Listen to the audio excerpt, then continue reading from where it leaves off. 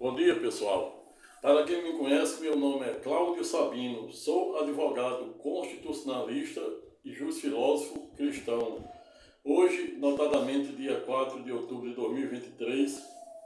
meado de manhã, portanto, haja visto o relógio registrar em torno de 9h37 da manhã, fui instado ou provocado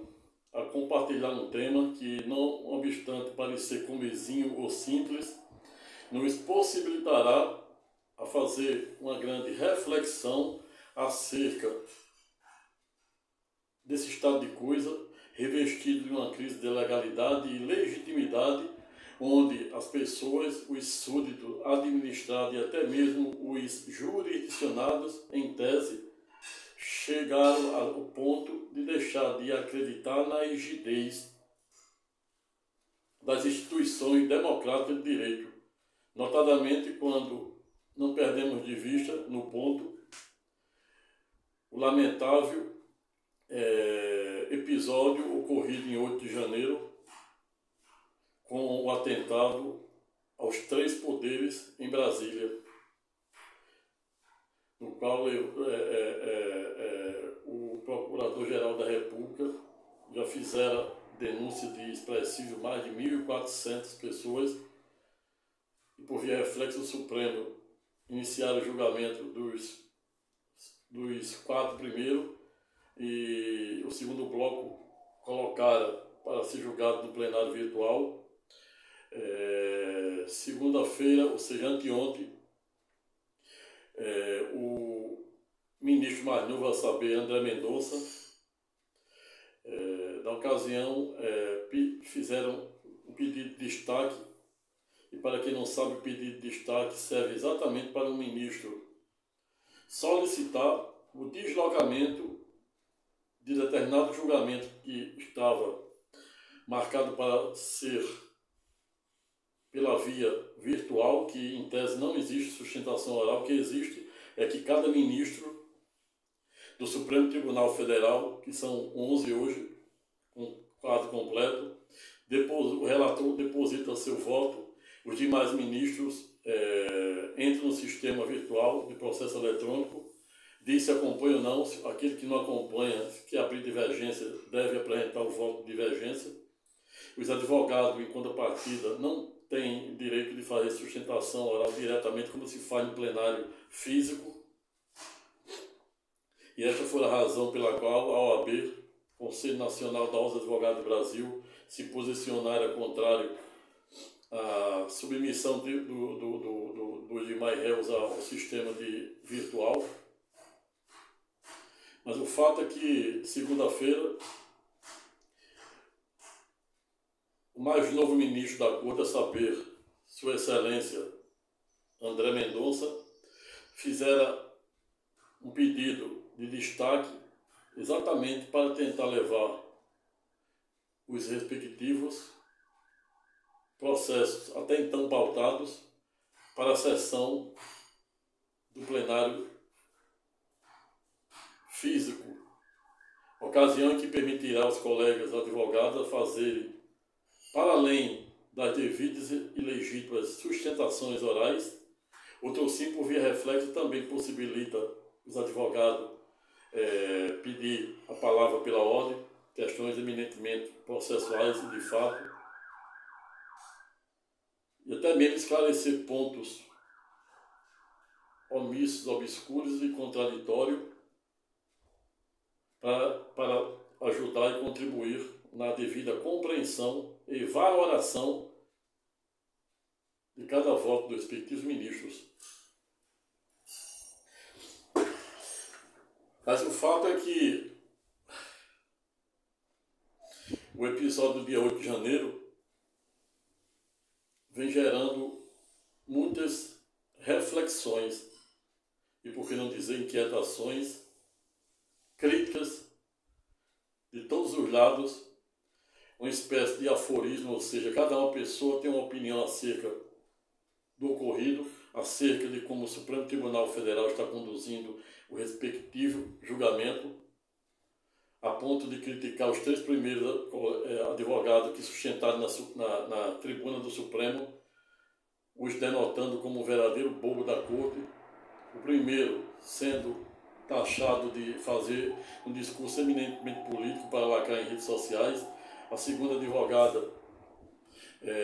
criticada por ter, em tese, chorado na tribuna e ter também alegado que suas prerrogativas estavam sendo ipsilícitas ignoradas, e, para além disso, também a respectiva advogada alegara no bojo de sua sustentação oral que as teses de defesa, por via reflexa, também estavam sendo ignoradas pelo relator, a saber, Sua Excelência, o eminente ministro Alexandre de Moraes. O terceiro, porém não menos importante, a sustentar na defesa do terceiro réu, todos em que pese já condenados de 14 a 17 anos e mais medidas cautelares e pecuniárias afins. Mas o fato é que o terceiro também vem sendo literalmente criticado por ter confundido a obra de Nicolau Maquiavel, a saber, O Príncipe, que consiste exatamente numa obra em que Maquiavel, em uma síntese estreita, ensina como todo chefe de Estado, chefe de governo, e na época em que ele escrevera a respectiva tese, fora literalmente dirigida para os príncipes da época, sob a perspectiva do regime da monarquia absolutista, notadamente nas penínsulas italianas. Mas isso não será objeto do presente vídeo-aula, apenas para contextualizar e melhor ilustrar e arvorar o pano de fundo ou de mérito da presente temática. Mas o fato é que o terceiro colega advogado que sustentaram na tribuna na defesa do terceiro réu já condenado, para além de confundir a obra de Nicolau Maquiavel com a obra do Pequeno Príncipe, que é de um aviador francês, a saber, Anthony Saint-Exupéry, que, ao revés, a respectiva obra do Pequeno Príncipe, diversamente da obra do Príncipe de Nicolau Maquiavel, trata exatamente de uma temática e de uma filosofia e literatura ipsilícitas, ou seja, literalmente diversa ou antagônica ao que é defendido pelo Príncipe de Nicolau Maquiavel, que é como se construir um Estado forte. A obra de O Pequeno Príncipe, que será objeto de um vídeo-aula, onde eu irei verticalizar sob a perspectiva da filosofia, do direito, da teologia, pois a obra do Pequeno Príncipe fala de uma ficção,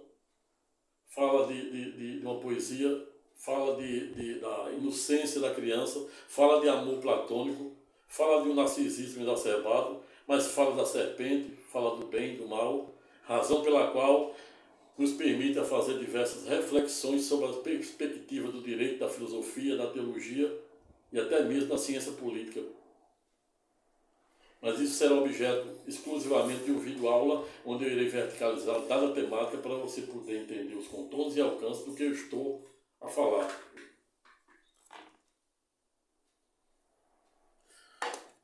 Dito isto, e para que o presente vídeo-aula não fique maior do que eu pretendo, convido os senhores e senhoras que chegaram até aqui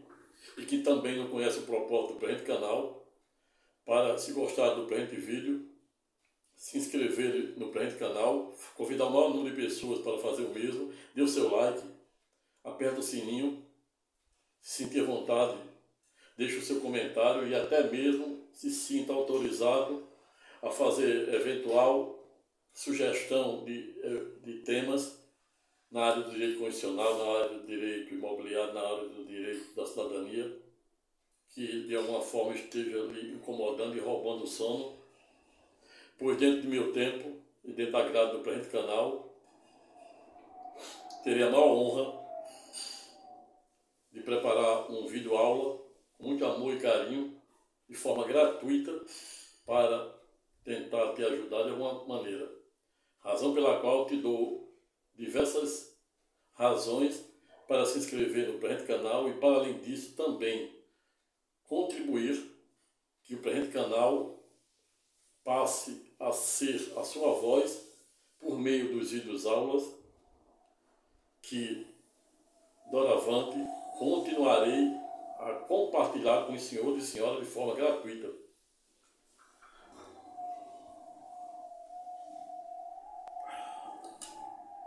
O fato é que não vem sendo tarefa fácil delimitarmos os verdadeiros contornos e alcance das mais diversas decisões judiciais, notadamente quando estamos a falar das decisões tomadas pelo Supremo Tribunal Federal, que, segundo Rui Barbosa, à época não ouvidaram em dizer ter a faculdade de errar por último. Depois da decisão do Supremo, recorrer apenas para Deus. Ainda bem que no presente canal, em que pese, existe uma terceira instância, a saber, o Tribunal de Cristo, onde podemos entregar, delegar e outorgar todas as nossas demandas de ordem física,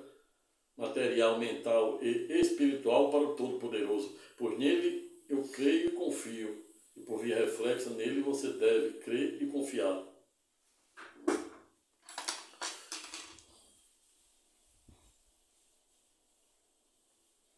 Razão pela qual eu já começo a fazer o comunicado do presente tema, objeto do nosso estudo de hoje, a saber, abre aspas, qual o segredo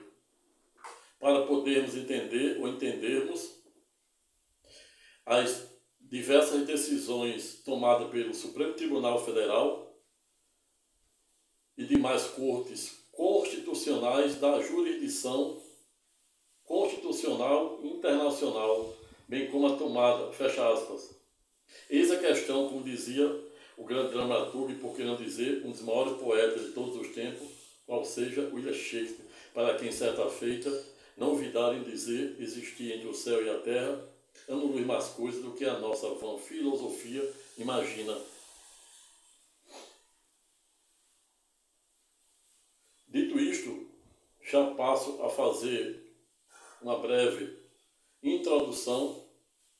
histórico-filosófica e jurídica para você poder entender os contornos e alcances do que doravante eu, a partir do presente momento, irei falar-te.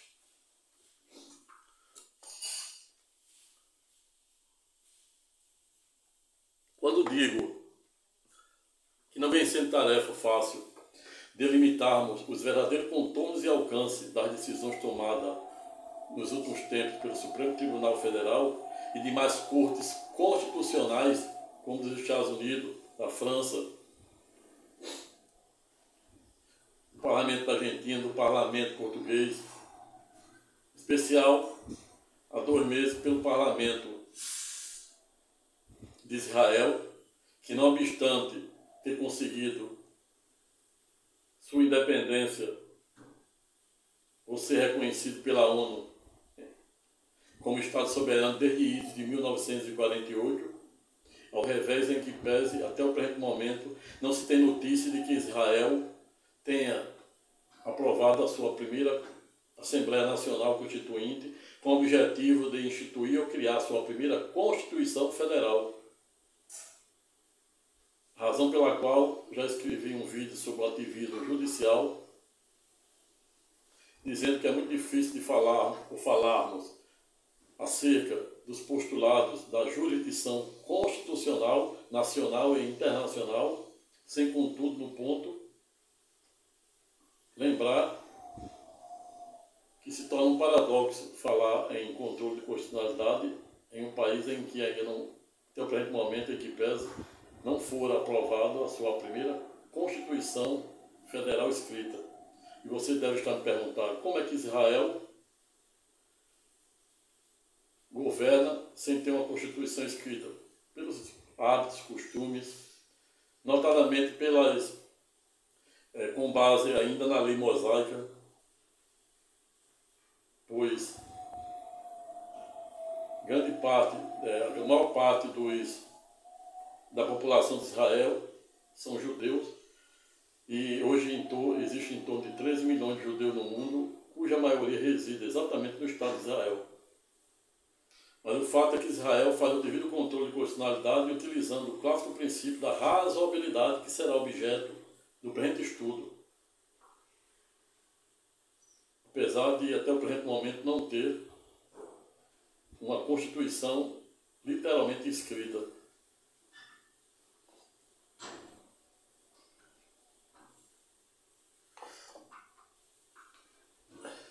E quando criei o presente título,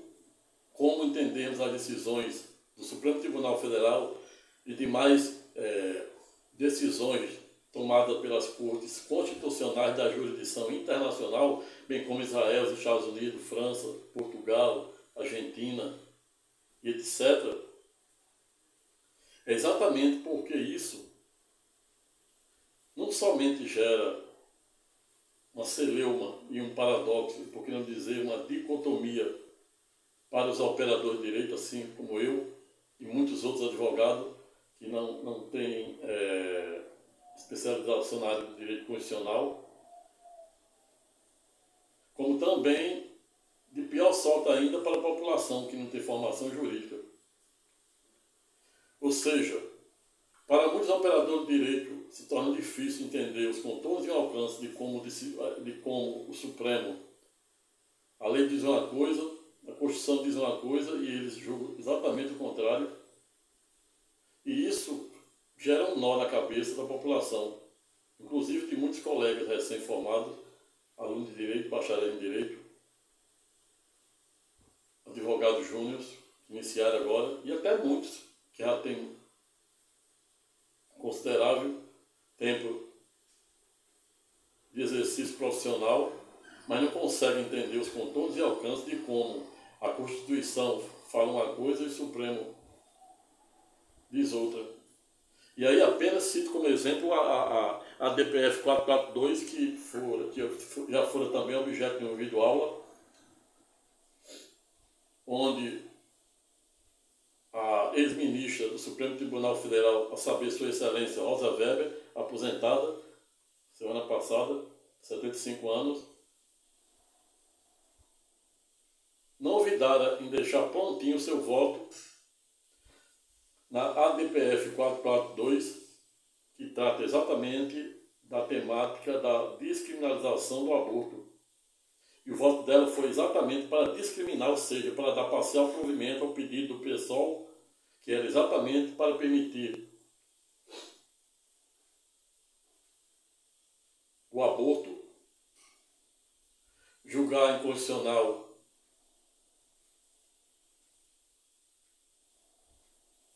a prática do aborto que fosse considerado como crime até as 12 primeiras semanas. Foi exatamente assim que a eminente ministra, relatora e ex-presidente do Supremo Tribunal Federal reverberara seu voto na qualidade de relatora, no sentido de dar parcial provimento à DPF 442 para descriminalizar o aborto com marco temporal de até 12 semanas ou 3 meses. E aí, a partir de dada decisão, insurgem as mais diversas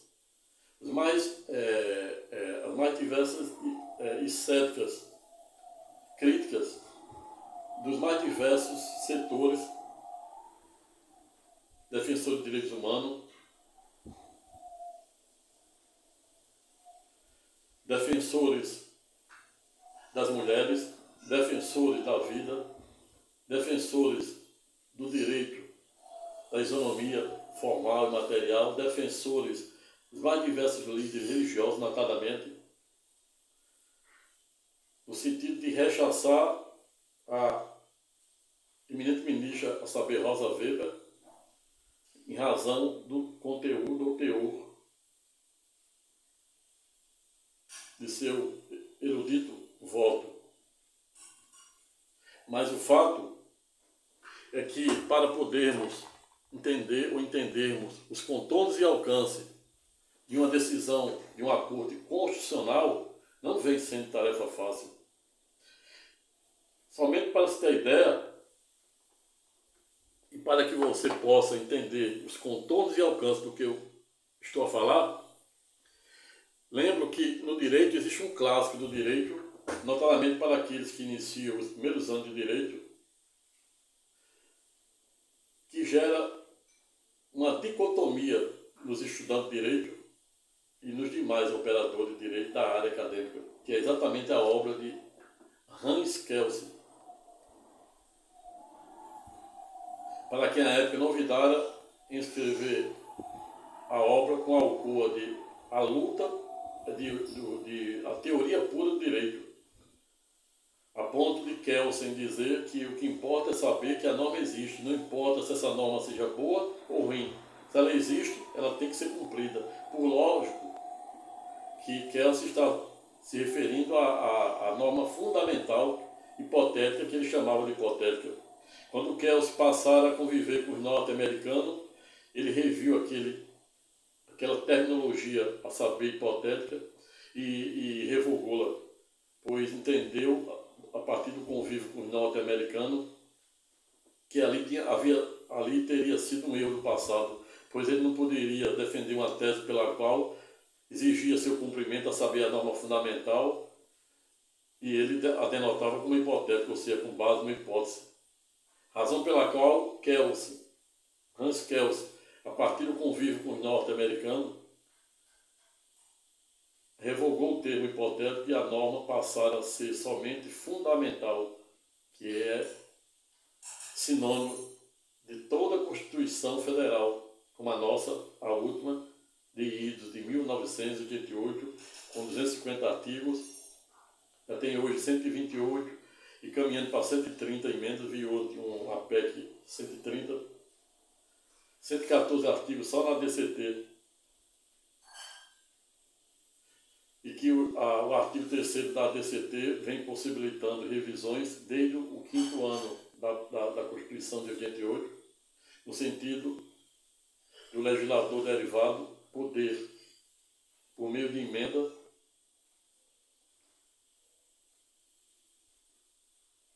atualizar os contornos e alcances da respectiva Constituição Federal. Mas Kelsen ficara não somente conhecido por defender a supremacia da Constituição em detrimento das normas infraconstitucionais. Kelsen também, a obra de Kelsen, em tese, é considerada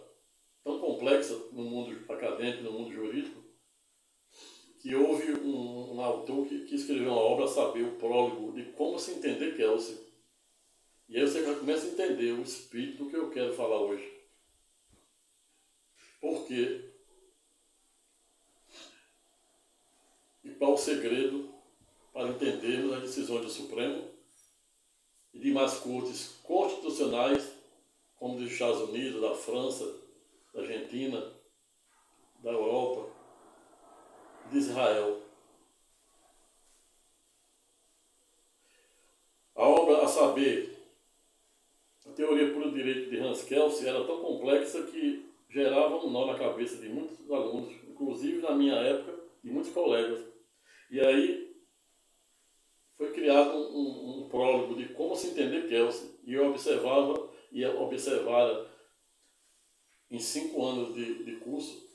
que quanto mais os colegas liam, é claro que a grande maioria, existem algumas exceções, e eu era uma dessas exceções, sem nenhuma soberba e nenhuma pretensão de esgotar a matéria. Mas, graças a Deus, em que pese, ao longo dos 5 anos de direito, nunca tive dificuldade de interpretar nenhuma das normas nas mais diversas ramificações do direito, a ponto de gravar grande parte do ordenamento jurídico na minha mente. Razão pela qual hoje me permite começar a escrever de manhã e varo o dia todinho, pela noite, sem pegar no livro. Apesar de, ao revés, em que pese, lamentavelmente,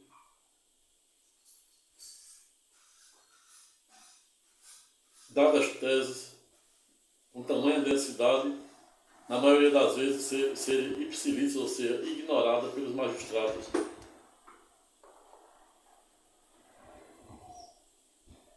prefere dar ouvido e valorar conceitos pré-existentes. Mas isso não será objeto do videoaula do pano de fundo ou de mérito da presente temática. Isso aí será objeto de outro videoaula, onde irei falar da tirania. Já falei, inclusive, tirania do mérito, da educação, porque ganha-se, não leva.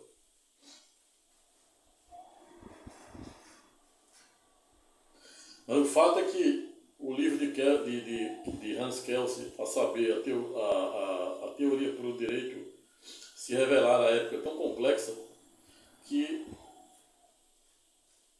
os alunos de direito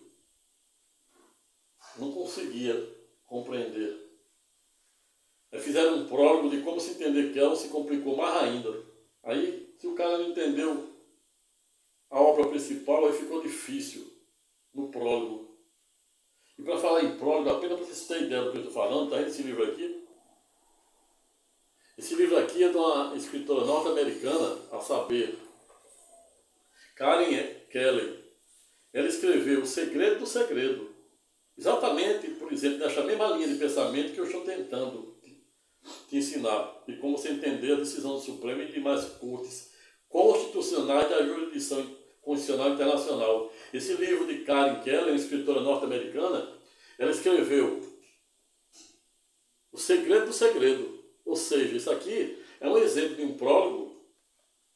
que a escritora Karen Kelly, ou seja, escritora norte-americana, escreveu exatamente para provar e defender e até mesmo apontar o que existia de verdadeiro e falso no livro O Segredo. Karen Kelly, recomendo a leitura, excelente. Apenas para ilustrar o que eu estou falando, porque eu não estou aqui com um prólogo de como se entender Kelsen, usei como exemplo isso aqui. Mas veio, portanto, o quão difícil é entender ou entendermos contornos e alcance de uma decisão de uma Corte Suprema. É muito fácil jogar pedra em determinada decisão, dizendo que os ministros do Supremo estão abusando de ativismo judicial, que existe do bom e do ruim, segundo Barroso, e até o próprio eminente ministro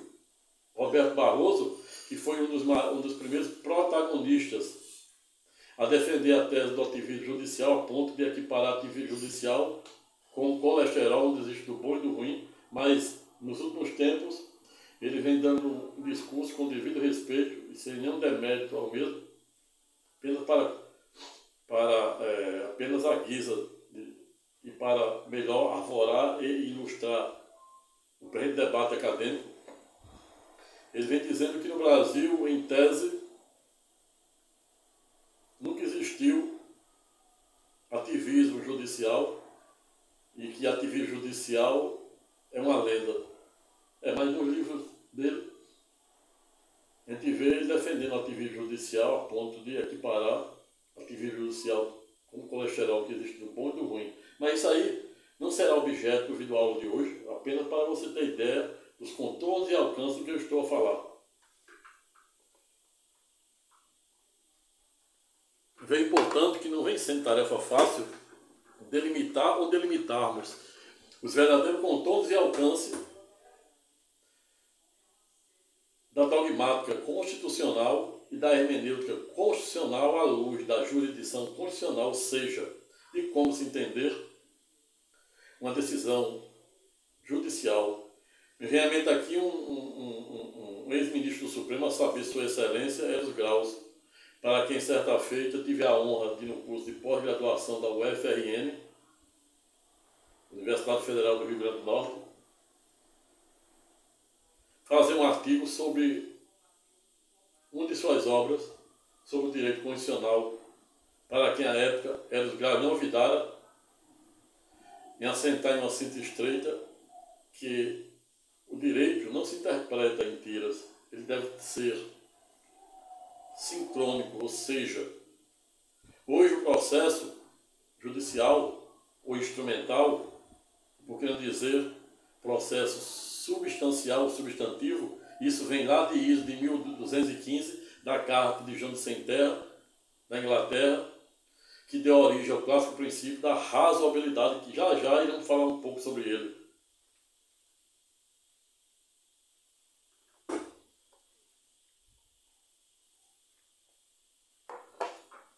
Mas o fato é que não vem sendo tarefa fácil, e não é tarefa fácil para o intérprete, para o exégese, para os juristas, em especial para os constitucionalistas, entender os contornos e alcance das decisões tomadas pelas mais diversas cortes constitucionais, assim como a nossa, o Supremo Tribunal Federal, que Rui Barbosa, certa feita, não duvidara em dizer ter a faculdade de errar por último. Jesus, certa feita, disse, em sede da parábola da cegueira espiritual, que os fariseus conseguiam enxergar uma trave, um argueiro que estava no olho de seu irmão, e não conseguiam enxergar a trave que estava atravessada nos seus olhos. Ou seja, Jesus estava falando da cegueira espiritual. E este exemplo também podemos trazer para o presente debate. Jesus também, em uma das suas 7 palavras ditas na cruz, no momento em que ele derramara as 6 gotas de sangue, porque a primeira foi no jardim Getsêmani, onde ele orara por 3 vezes e deixara Pedro, Simão, Tiago e João de vigia. Todas as vezes que Jesus voltara, pegara os vigias dormindo. Você imagina aí, como Jesus estava no mato sem cachorro, com o devido respeito e a devida licença poética.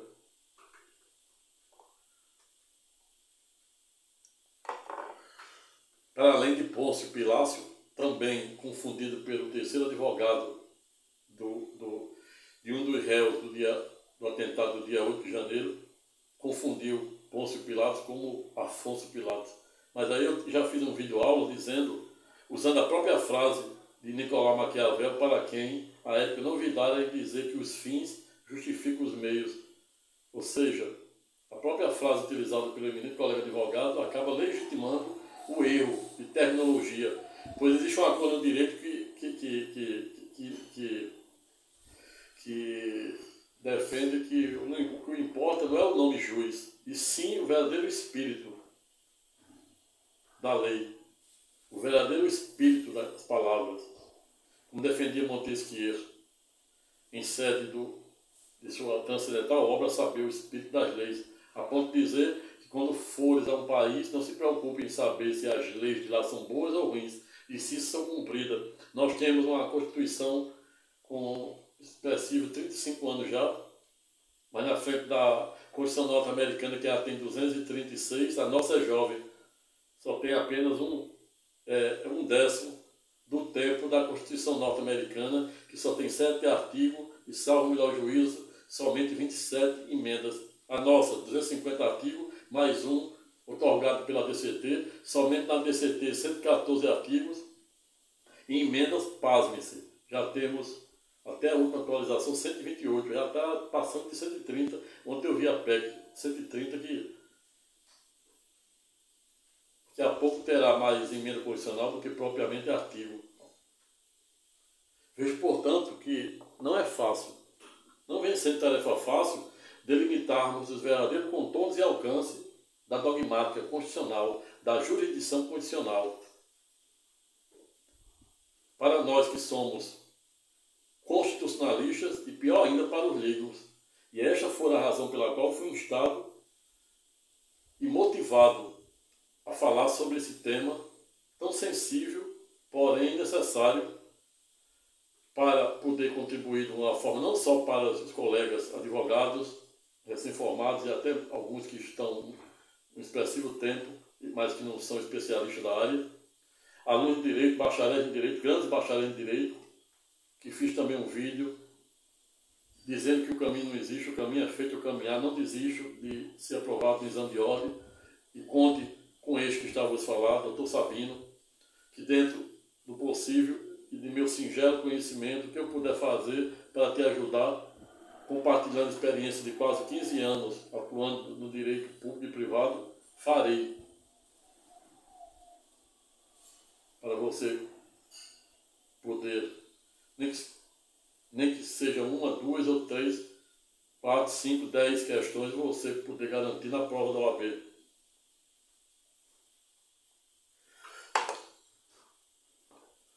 Vejo, portanto, que não vem sendo tarefa fácil, e não é tarefa fácil, delimitarmos contornos e alcance do verdadeiro espírito das leis.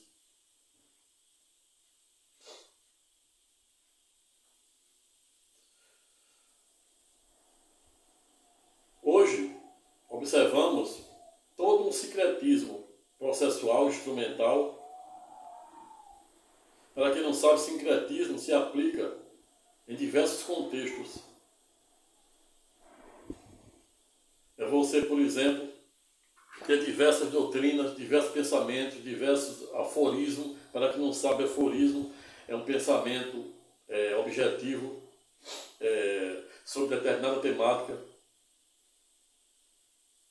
E quando estamos a falar da temática da jurisdição constitucional, em especial,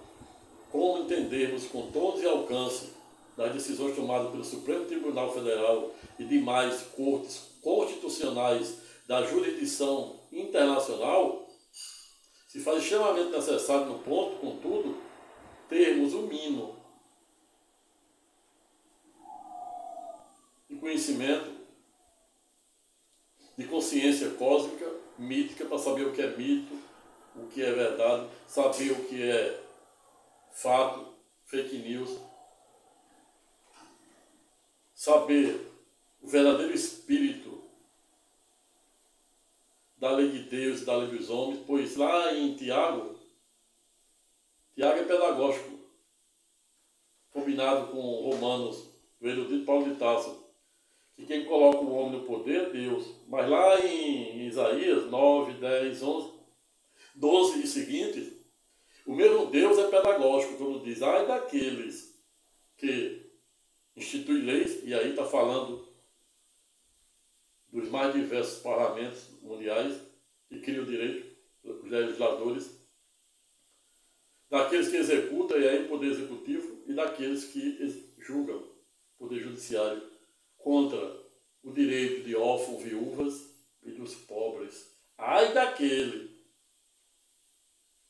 Lembrem-se que a mesma arma, o mesmo conhecimento e o mesmo poder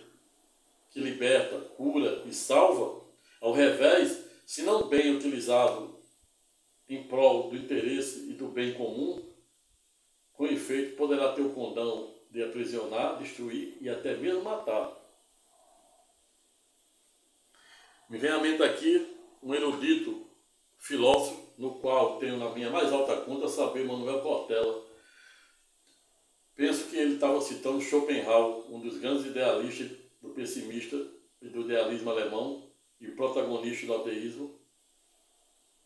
para quem certa feita disse que a nossa melhor parte é aquela que ainda não conhecemos, pois a que conhecemos nos gera tédio, ansiedade e angústia. E me vem à mente aqui a caixa de Pandora, para quem, à época, na mitologia grega, defendia que a caixa de Pandora só tinha coisa ruim. E há quem diga que o Supremo só tem coisa ruim. Mas não é assim. E esta é a razão pela qual eu estou aqui, sofrendo com o tino e pirocínio da razão para tentar te ajudar a ter uma consciência democrática, uma consciência jurídica, cultural, filosófica, para você não passar os pés pelas mãos e não ocorrer o que ocorreu no dia 8 de janeiro, que lamentavelmente dói na alma e na carne ver pessoas, cidadãos de bem, sendo ipsilite processados e condenados, simplesmente por ter sido induzido a erro, que é a falsa compreensão da realidade. Não estou aqui para tomar partido de A, B, C, tampouco para defender nem A, B, C, nem o Supremo, nem o político, até porque não tenho procuração de nenhum para tanto, mas apenas contribuir para o debate filosófico, acadêmico, teológico.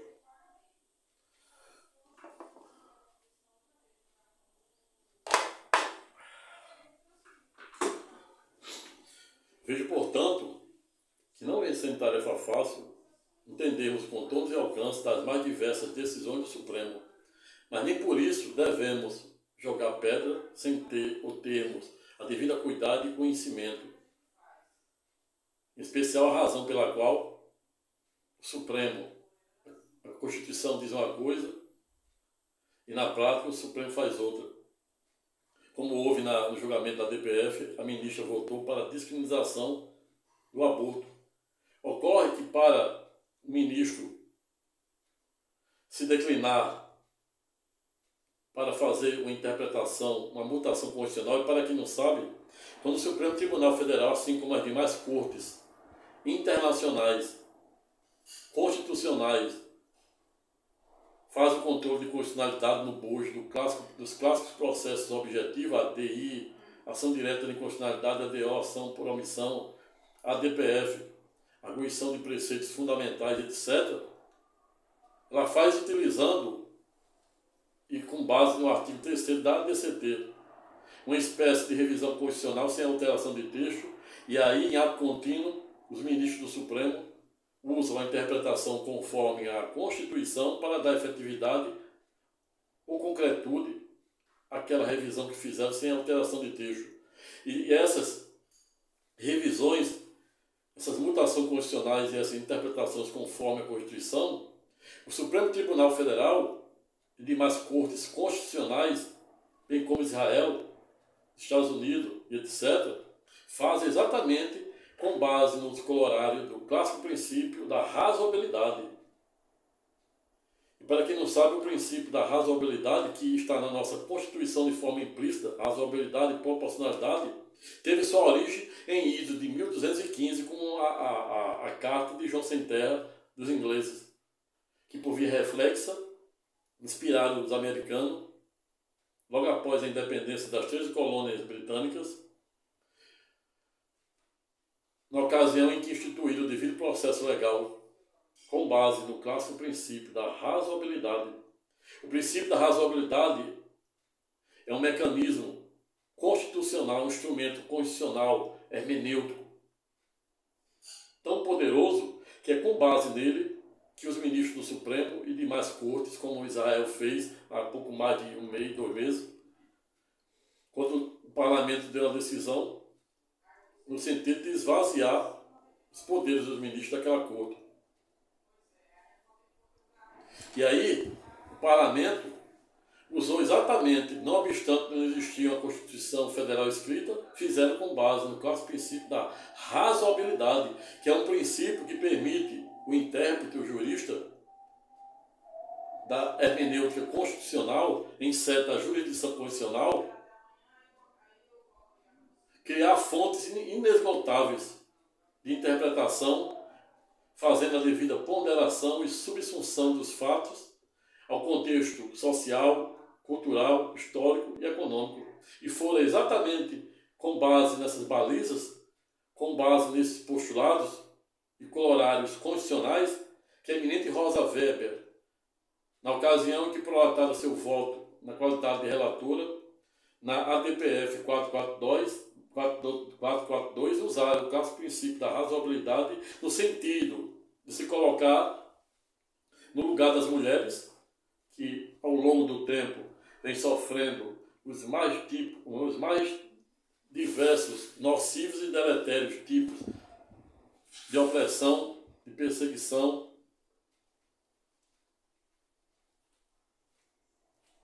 de segregação,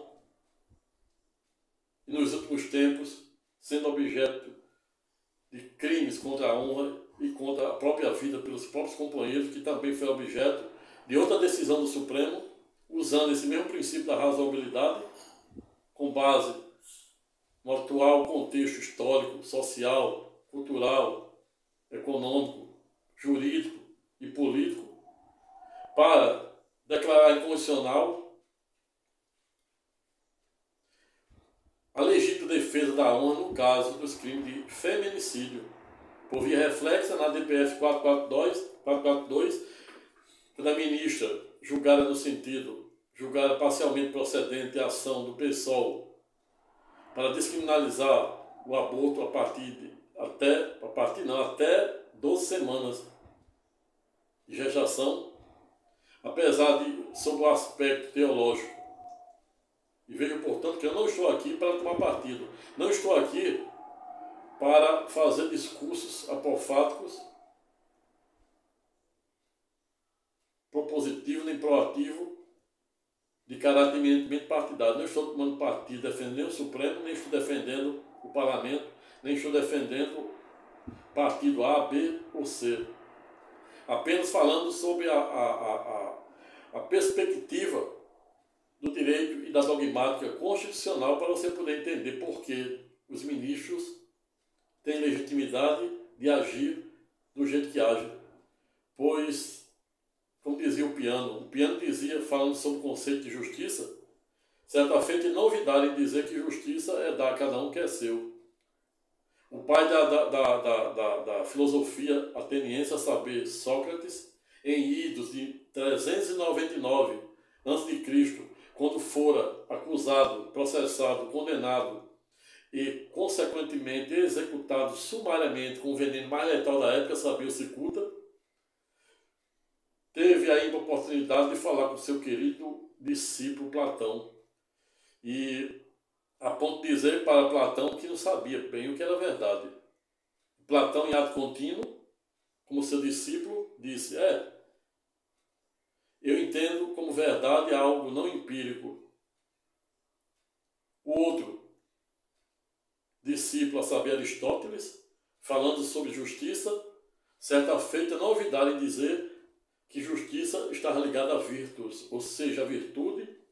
a meritocracia, que remonta o clássico princípio da isonomia formal e material. Para quem não sabe, o princípio da isonomia formal consiste exatamente em tratar os iguais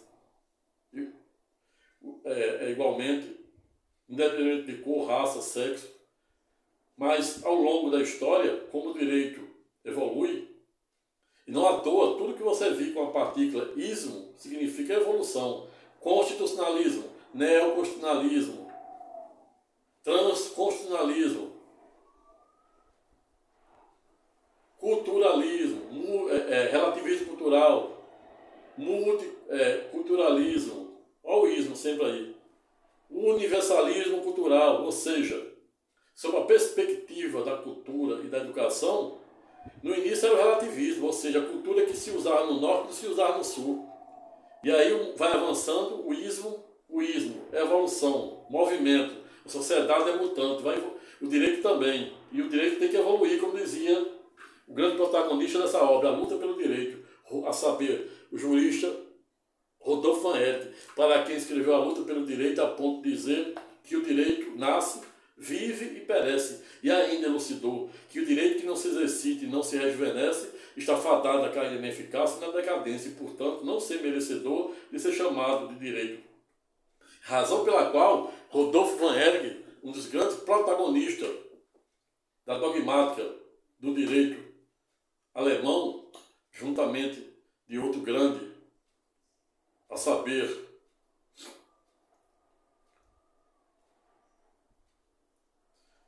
um dos maiores, considerado um dos maiores juristas da dogmática penal, Klaus Roques, com projeção na Europa, inclusive aqui na América Latina, com sua clássica obra, Crime da Bagatela, em especial a teoria do domínio do fato, que foram tão bem utilizada no julgamento da classificação penal 470 do Supremo Tribunal Federal, cuja relatoria épica era de Sua Excelência, o ministro aposentado Joaquim Barbosa.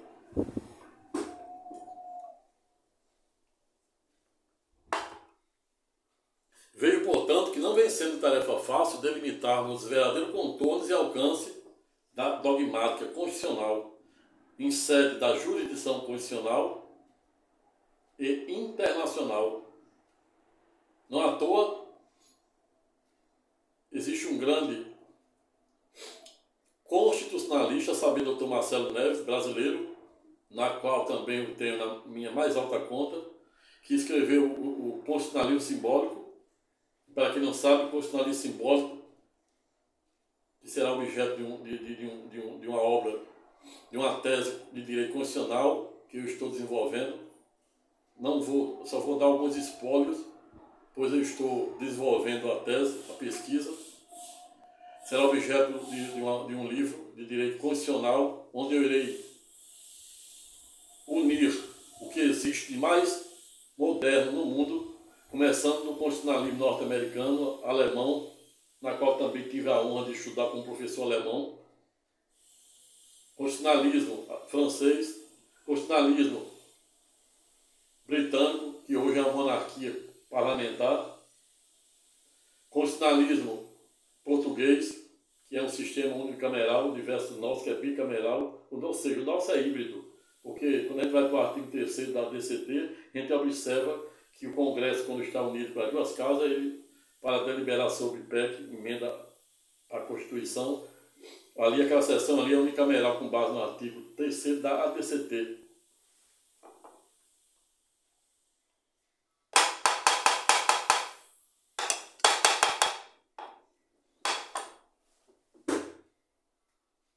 Veio, portanto, que não vem sendo fácil delimitar os verdadeiros contornos e alcance da dogmática constitucional para nós, para muitos colegas operadores de direito, e pior ainda para aqueles que são leigos, não são da área jurídica. E esta foi exatamente a razão pela qual, no dia de hoje, fui instado e motivado a falar um pouco, sem nenhuma pretensão de esgotar a matéria e fazer nenhum demérito àqueles que, em tese, por algum viés ideológico, político, filosófico e jurídico, pensem em sentido contrário. Pois isso é democracia. Como defendia o grande premier, e por que não dizer, um dos maiores ministros britânicos, qual seja Winston Churchill, quando discursara na Casa dos Comuns de Idos, de 1947, que é o Parlamento Britânico.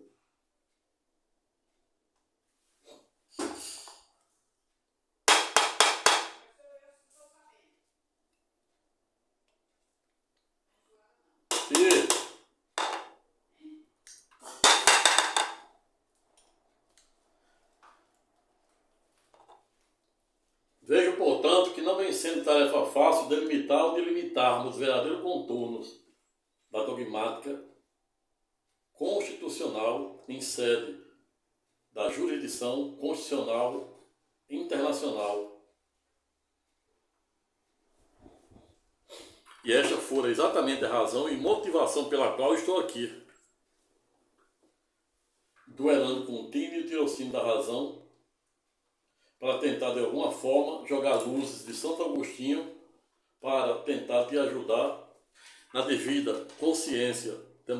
democrática, jurídica, cultural, filosófica e mítica.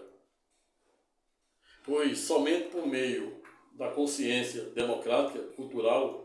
jurídica, filosófica, é que poderemos escolher o caminho estreito ou o caminho largo. Estreito é o caminho e largo é o caminho da perdição, da desgraça, cujo pecado, o vício e a ignorância são, sob o aspecto filosófico, o seu maior arqueiro.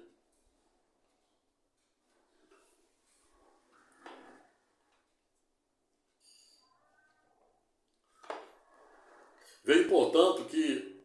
quando o Supremo Tribunal Federal, assim como as demais cortes constitucionais da jurisdição internacional, fazem uma mutação constitucional sem alteração de texto, no caso do Brasil, com base no artigo 3º da ADCT. No caso de Israel, há 2 meses, utilizaram apenas o princípio da razoabilidade, dado princípio em que pese, teve origem com base na Carta de João Sem Terra de Idos de 1215, que por via reflexo também culminara com o advento dos postulados do devido processo legal de forma substancial ou substantiva. E hoje, quando a gente vê falar em sede do devido processo legal a cognição adequada, que tive a honra de estudar no curso de pós-graduação da UFRN com um eminente constitucionalista, saber, Dr. Ricardo Tinoco, para quem o tenho na minha mais alta conta, magistrado de proa. Mas Dr. Ricardo Tinoco, no alto de sua infinita grandeza literária, filosófica e jurídica, à época não ouvidaram em defender na sua tese de doutorado, abre aspas, cognição adequada, fecha aspas. E isso me chamou muita atenção na época, porque é mais comum falar de cognição adequada quem está do outro lado da banca, ou seja, nós advogados. E ele um jurista, e ele um advogado, e ele um magistrado, em tese, impressionaram muito a comunidade acadêmica com dado tema, exatamente porque é mais comum defender a perspectiva temática quem está do outro lado da banca, é saber, os advogados, procuradores, Ministério Público, etc. Mas a tese da cognição adequada defende exatamente que antes de um juiz tomar determinada decisão, antes de ele entrar na liberdade, na honra, no patrimônio das pessoas, ele deve ter o máximo de conhecimento. E aí o nome cognição. Cognição é sinônimo de conhecimento. Não à toa o processo, os processos de conhecimento, ele é revestido pela fase cognitiva, ou seja, o juiz de primeiro grau, de piso ou monocrático, ele deve buscar o máximo de conformação, o autor entra com a ação, abre prazo para o réu, aí antes de contestar, de iniciar o prazo, já é aprazada a audiência de conciliação, depois produção de provas, aí decisão saneatória, saneamento objetivo, subjetivo, perícias, tem que haver todo um secretismo processual para não ter nulidade com base no artigo 9 e 10 do novo CPC, apesar de que na prática não ser bem assim, mas também não será objeto do presente estudo, que já falei em outros vídeos.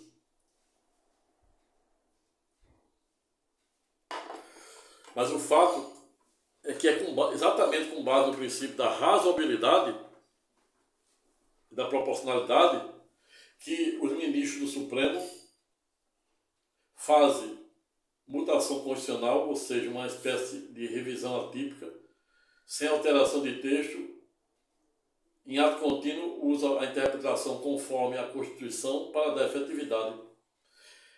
fazendo uma ponderação ou uma cognição adequada ou inadequada, a depender da ótica ou da lente de quem está observando, vai depender do interesse de A ou de B. Há muitos que criticam as súmula 7, que diz que o STJ e o Supremo e os demais tribunais superiores não podem mais rever fatos em prova. Aí eu digo, uso relativismo cultural, jurídico e filosófico para dizer que isso é subjetivo. Depende muito do lado em que você está. É claro que se um advogado ganhou um processo, ele vai rechaçar, vai criticar, dada a súmula. Mas se ele está defendendo um réu executado, ele não vai gostar nem um pouco. Você vê como tudo é relativo. Você imagina o que significa relatividade? Você imagina uma corrida que tem todos os anos, corrida de São Silvestre. Uma corrida de São Silvestre, pasmem-se, o que divide o vencedor do vencido são, às vezes, centímetros. Outro exemplo para você entender o relativismo, e quem criou essa ideia de relativismo foi Albert Einstein. Criou duas espécies de relativismo abstrato e geral. Você vai andando com o seu carro, uma pressa maior do mundo, os colegas advogados, você corretor, você empresário, você Uber, etc. A pressa cai no buraco, empena a roda, quebra a roda. Você tem que ir para a oficina. Foi uma pancada para amassar e outra pancada será também para desamassar. Olha o relativismo. Tudo isso é relativismo.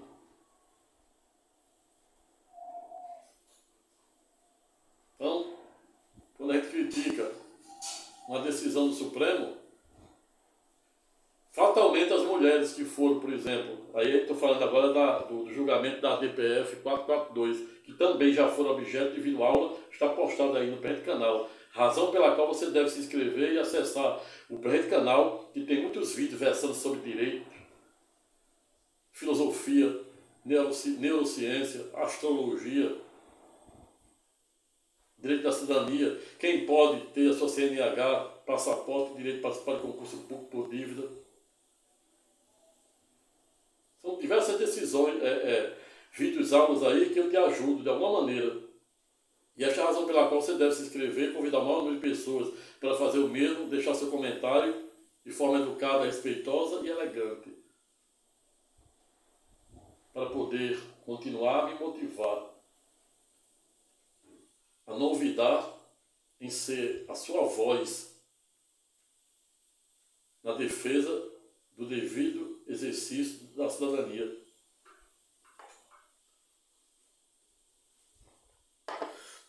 Mas o fato é que, quando observamos o julgamento da DPF, que é a descriminalização do aborto, fatalmente as mulheres que já foram vítimas de estupro, elas não vão ser contra a decisão da relatora que foi a favor da discriminação. Ao revés das mulheres que nunca foram objeto de estupro e rezo para nunca ser, porque isso gera um trauma, pode ter outro pensamento em tese. Mas quando a ministra Rosa Weber, sem nenhum demérito àqueles que pensam em sentido contrário, julgar inconstitucional ou votar no sentido de descriminalizar o aborto até 12 semanas. Ela usou o princípio da razoabilidade, sopesando sobre o viés de fato, valor e norma, fazendo a devida subsunção do atual contexto social, econômico, cultural e financeiro daquela vítima, e etc. Mas o fato é que não vem sendo tarefa fácil delimitarmos verdadeiros contornos da hermenêutica constitucional. Na época em que Kelsey viu o direito somente sob uma perspectiva de norma, veio Miguel Reale, que é um jurista brasileiro, Miguel Reale pai, criou a teoria dos objetos, doravante dizendo que não era mais possível enxergarmos o direito somente sob uma perspectiva de norma. Existiam outros elementos, ele cria a teoria dos elementos. E com base na teoria dos elementos, ele cria a erudita e transcendental tese da teoria tridimensional do direito. Doravante dizendo que o direito será visto, será ponderado e verticalizado sob o viés de fato, valor e norma.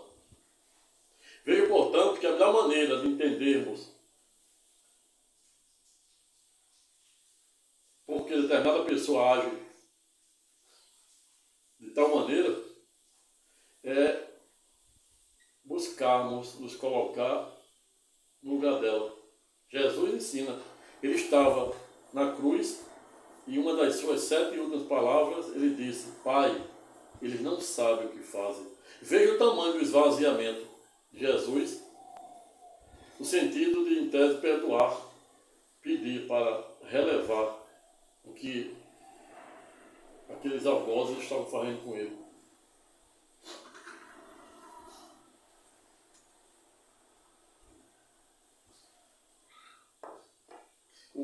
O fato é que temos que ver até que ponto os fins justificam os meios. Até que ponto os fins justificam os meios, como defendia Nicolau Maquiavel.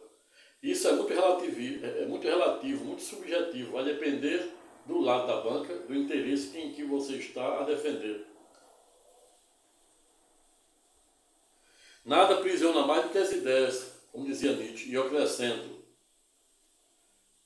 os atos, os costumes, as culturas, o vício e a ignorância, cuja ignorância em que pese é a maior arqueira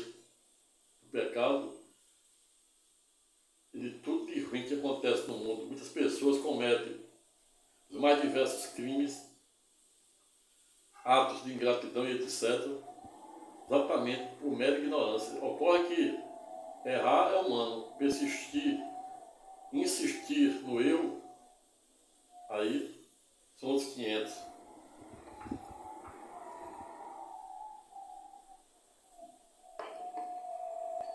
Vejo, portanto, quando Rodolfo Van Hellen, em Isis de 1872,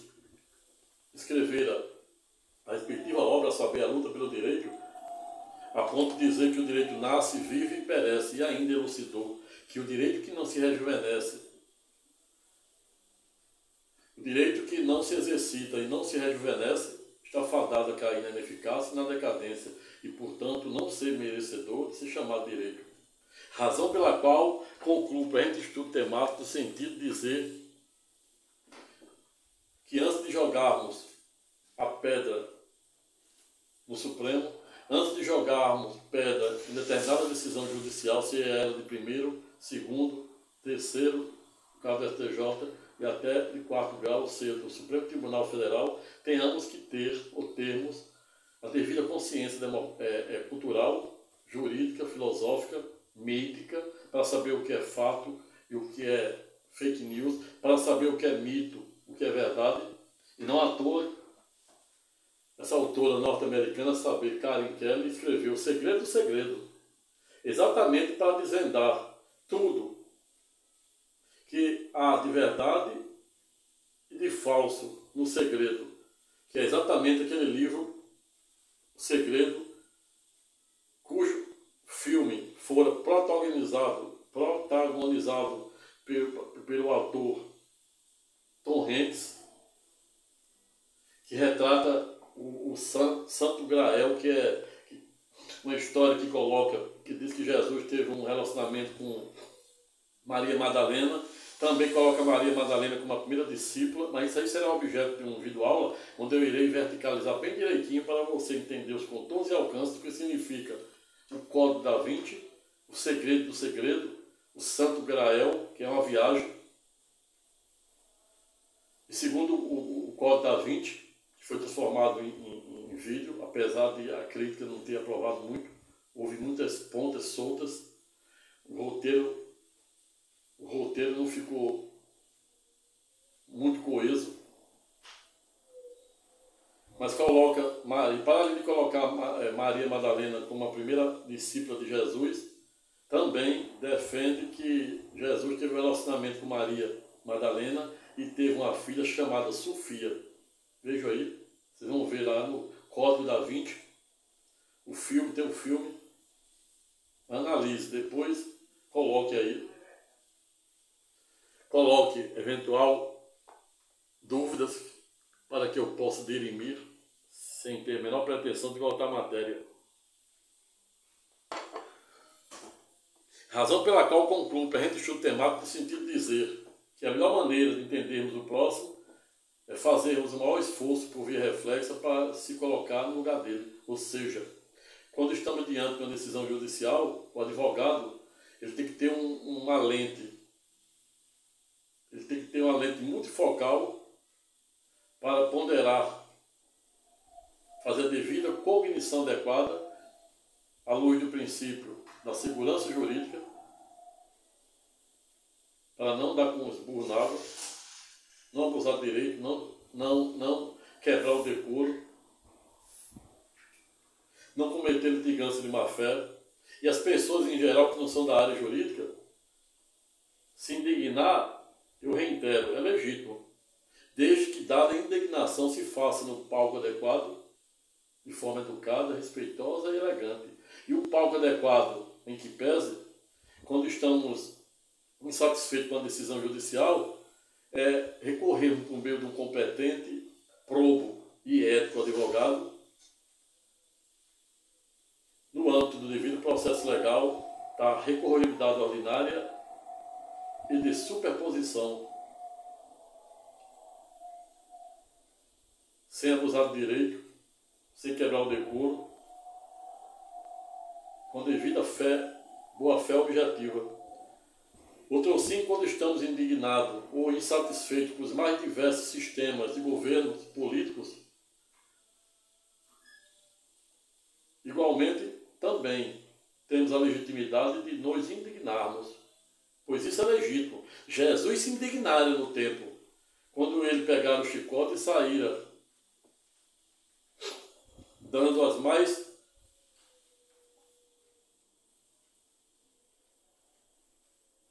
necessárias reprimendas para os fariseus que estavam blasfemando com o templo do Senhor.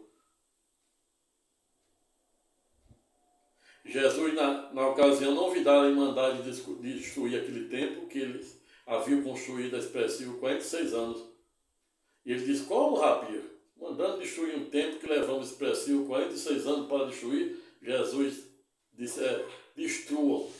que eu irei o reconstruir em apenas 3 dias. Os fariseus não entenderam o verdadeiro espírito das palavras de Jesus. Jesus estava dizendo, ele não estava dizendo que iria reconstruir aquele templo de tijolo, de concreto, e sim por meio do seu próprio corpo. Razão pela qual, com base na crucificação de Jesus e ulterior ressurreição no 3º dia, o altar do Todo-Poderoso foi erguido por meio do corpo de Cristo Jesus e o derramamento das 7 gotas de seu sangue, a primeira no jardim de Getsêmani e as 6 últimas na cruz. E mesmo ele estando naquele estado, se fazendo maldito para nos fazer bendito, para ser o nosso Redentor e sumo sacerdócio na ordem de Melquisedeque, à época não olvidara em se esvaziar mais uma vez e dizer: Pai,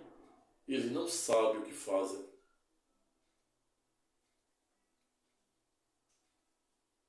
Vejo, portanto, que devemos nos espelhar na mente de Cristo em tudo em que fizermos na vida. E João é pedagógico quando diz: buscais a verdade, e a verdade vos libertará. O ex-presidente, a saber sua excelência, Jair Messias Bolsonaro, gostava muito de citar dado versículo. Aí eu pergunto: como é que vamos buscar a verdade, se não por meio da maior amiga do conhecimento, do saber, que é a filosofia? Em síntese, o mesmo conhecimento, a mesma arma e o mesmo poder que liberta, cura e salva, ao revés, se não bem utilizado em prol do interesse e do bem comum, em ato contínuo, poderá ter o condão de aprisionar, destruir e até mesmo matar. Vou ficando por aqui. Espero que tenham gostado desse singelo vídeo aula. Não tive a menor pretensão de esgotar a matéria, tampouco faz nenhum débito àqueles que pensem em sentido contrário, pois isso é democracia. Se gostaram do presente vídeo, se inscreva no presente canal, convido o maior número de pessoas para fazer o mesmo, dê o seu like, deixe o seu comentário de forma educada, respeitosa e elegante. Até a próxima e fique com Deus.